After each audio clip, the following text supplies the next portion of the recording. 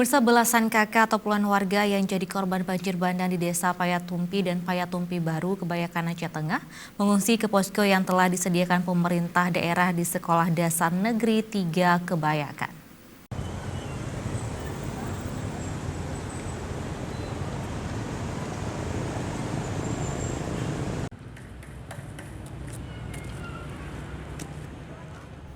Dari total sebanyak 214 jiwa yang terdampak akibat banjir bandang yang melanda kawasan Desa Payatumpi dan Payatumpi Baru, Kebayakan Aceh Tengah pada Rabu sore kemarin, sebanyak 60 jiwa dari 15 kepala keluarga mengungsi ke posko pengungsian yang telah disediakan oleh pemerintah daerah Aceh Tengah di Sekolah Dasar Negeri 3 Kebayakan.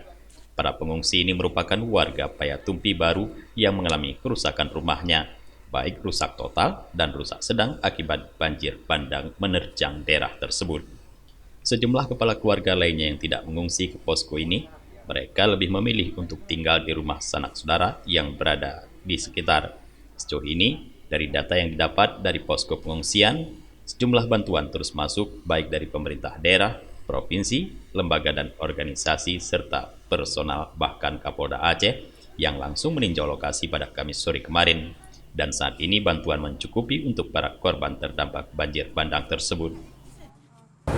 Untuk Kecamatan Kebayakan ada 2 titik, satu di SD Payatumpi ini, satu lagi di Balai Desa Kampung Payatumpi Baru. Untuk fasilitas seperti MCK itu sudah tersedia, Pak ya? Ada kesulitan sedikit untuk di SD Payatumpi ini. MCK ya agak kekurangan. Kita punya BPBD, punya portabel, ya. Itu nanti kita pasok ke sini. Kita lagi mencari di mana tempat, karena portabel ini kalau dekat dengan lokasi pengungsian agak tidak efektif kita gunakan. Saat ini pihak BPBD bersama aparat TNI dan Polri serta warga masih terus melakukan pembersihan material banjir yang berupa pasir, kerikil, batu dan kayu untuk dapat kembali ke rumahnya masing-masing.